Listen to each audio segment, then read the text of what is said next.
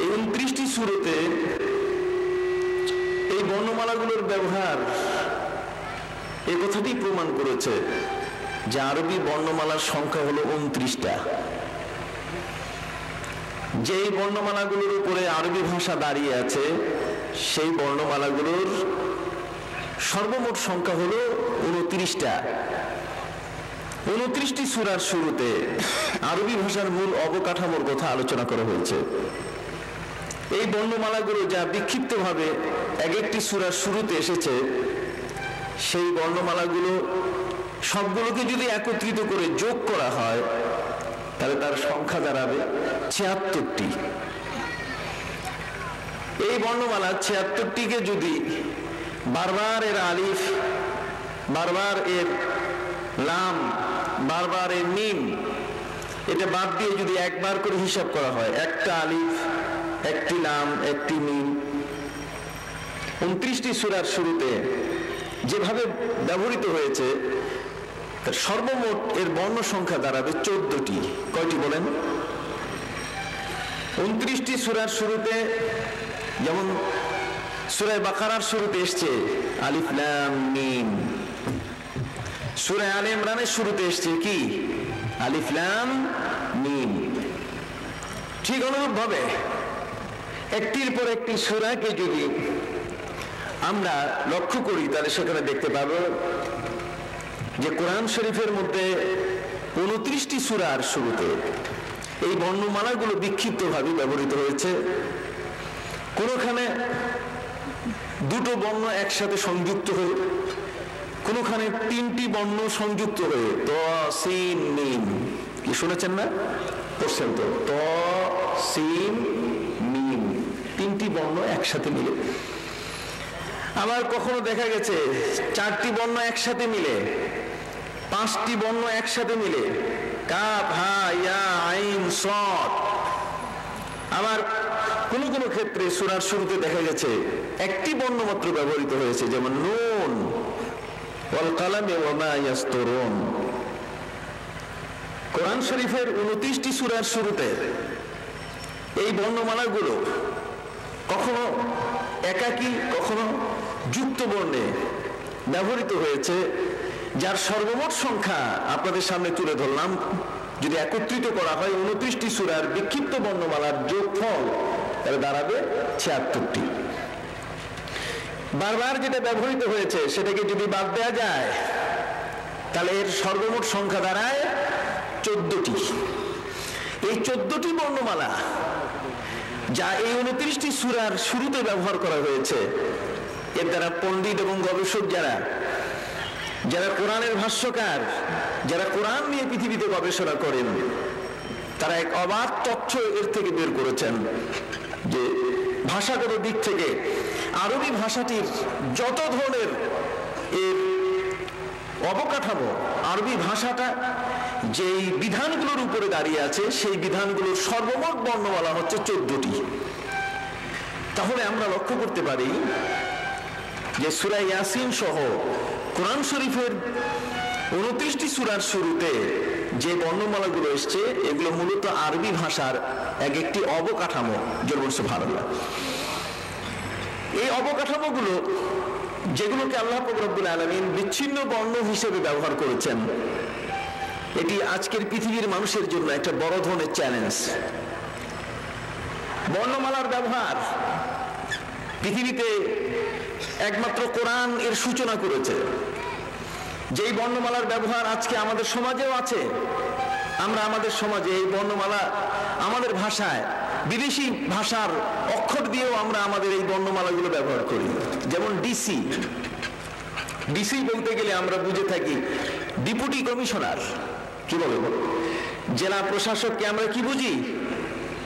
কোন শব্দ দিয়ে আমরা বলি? ডিসি। তাহলে ডিসি, এই দুটো বর্ণমালা আমরা উচ্চারণ করছি তার স্বনামে। বর্ণমালার ব্যবহার ডিসি দিয়ে আমরা ডেপুটি কমিশনারকে বুঝাচ্ছি।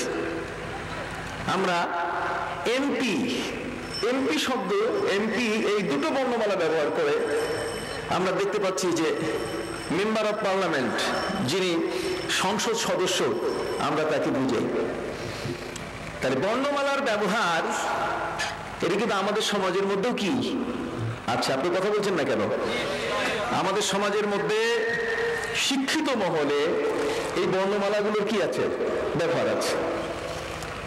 আমরা এর ব্যবহারটাকে যদি ব্যাপকভাবে দেখি তাহলে দেখা যাবে এমন কোনো ডিপার্টমেন্ট নাই, এমন কোনো আমাদের দেশের মধ্যে ব্যবসা প্রতিষ্ঠান নাই যেগুলো খুব বড় বড় নামি দামি ব্যবসা প্রতিষ্ঠান। পৃথিবীতে বড় বড় যে সমস্ত সংস্থা রয়েছে এই সমস্ত সংস্থা বা ব্যবসা প্রতিষ্ঠানগুলোর মূল নামগুলোকে সংক্ষিপ্ত বর্ণমালায় প্রকাশ করা হয়। ইভেন এগুলো আমাদের সার্টিফিকেটে পর্যন্ত, যেমন এসএসসি এই যে পরীক্ষাটা চলছে, যেটা শেষের প্রায় শেষ বলতে গেলে, এই এসএসসি পরীক্ষা এখানেও কিন্তু এসএসসি, তারপরে যেটা সামনে মে মাসে শুরু হতে যাচ্ছে সেটা এইচএসসি, বিএ, এমএ, এই যে এমএড, বিএড, এই শব্দগুলো, এই বর্ণগুলো যখন আমরা ব্যবহার দেখি তখন আমরা কখনো এই বিষয়টা সম্পর্কে খতিয়ে দেখি না যে এই বর্ণমালার ব্যবহারের অস্তিত্ব কে শিখালো, কোত্থেকে এর ব্যবহার আমরা শিখলাম। আজ থেকে 1400 বছর আগে কোরআনুল কারীমের মধ্যে এই বিক্ষিপ্তভাবে বর্ণমালার ব্যবহার শুরু হয়েছে। চিল্লায় বলুন না সুবহানাল্লাহ।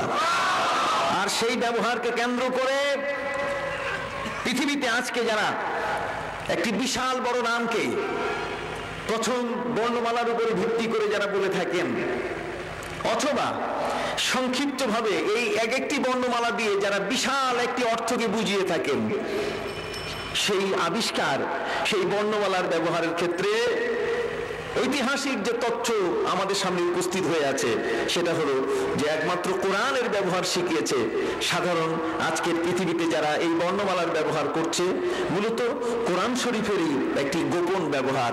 যেমন সুবহানাল্লাহ। ভাইরা আমার, এই বর্ণমালাগুলো যারা আজকে ব্যবহার করছেন তাদের কাছে কোরআন চ্যালেঞ্জ করছে যে তোমরা তোমাদের বর্ণমালাগুলো দিয়ে নির্ধারিত একটি অর্থ তোমরা বের করছো।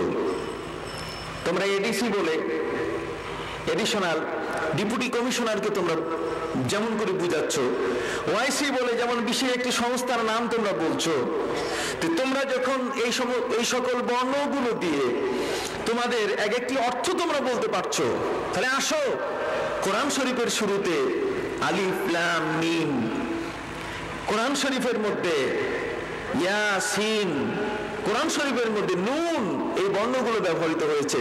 তোমরা বলো তো এগুলোর কোন অর্থ তোমরা বলতে পারবে কিনা? নিশ্চয়ই এক একটি বর্ণমালার মধ্যে এক বিশাল অর্থ, বড় ধরনের একটি অন্তর্নিহিত অর্থ তার মধ্যে অবস্থান করছে। যদি ডিসি এই দুটো বর্ণের মধ্যে এই ধরনের অর্থ অবস্থান করতে পারে, তাহলে আলিফ লাম মিম এটার মধ্যে জ্ঞানের কথা লুকায়িত আছে কিনা বলুন তো? সকলে বলেন, এটার মধ্যে জ্ঞানের কথা লুকায়িত আছে কিনা? জ্ঞানের কথা অবশ্যই এর মধ্যে লুকায়িত আছে।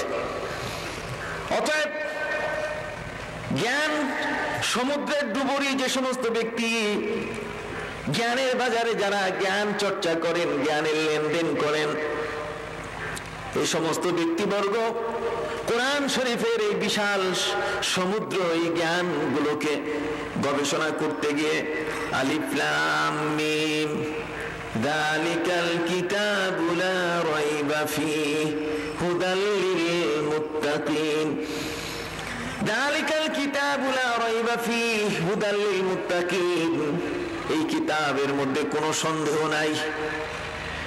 এই অর্থ যারা করেন, এই সমস্ত কোরআনের জ্ঞানের সমুদ্রে ডুবুরি মানুষরা আলিফ লাম মিম এই সকল বর্ণের অর্থ করতে গিয়ে তারা নিজের অভিমত ব্যক্ত করেন যে কোরআন শরীফের এই বর্ণগুলোর মূল অর্থ কি, এর অন্তর্নিহিত বিষয়গুলো দিয়ে কি বোঝানো হয়েছে। ওয়ারাসিখুনা ফিল ইলমি ইয়াকুলুনা আমান্না বিহি, যারা জ্ঞান সমুদ্রে ডুবুরি তারা এই সকল বর্ণের অর্থ বের করতে অপারগ এবং তারা এর বিষয় নিহিত বিষয়গুলো, এর অন্তর্নিহিত বিষয়গুলো তারা আল্লাহর কাছে ন্যস্ত করে। সুবহানাকা লা ইলমা লানা ইল্লা মা আল্লামতানা। আল্লাহ পাক রব্বুল আলামিন কোরআন শরীফের মধ্যে এমন কিছু জ্ঞান দান করেছেন যে জ্ঞানগুলো সাধারণ ব্যক্তির পক্ষে উদ্ধার করা সম্ভব নয়। বরং ইয়াসিন বলেন, নুন বলেন, এগুলোর অর্থ আল্লাহু ওয়া রাসূলুহু আলামু, আল্লাহ এবং আল্লাহ রসুল এ সম্পর্কে আলামু বিমুরাদি বিহি, তারাই অতি উত্তম ভাবে জানেন যে এটার মূলত অর্থ কি। শুধু মণ্ডলী, রাসিখ ফিল ইলম, যারা জ্ঞানের সমুদ্রে বড় ধরনের পণ্ডিত, তাদের যখন এই দশা কোরআনের কাছে, তাহলে বিজ্ঞানের জগতে যে সকল ব্যক্তি আজকে নিজেদেরকে বড় বিজ্ঞানী হিসেবে সাব্যস্ত করছে, তাদের এখানে কোনো মূল্যই নাই। বরং কোরআন শরীফ এই বিশ্বজগতের প্রতিটি মানুষকে এ সকল বর্ণমালার চ্যালেঞ্জ দিয়ে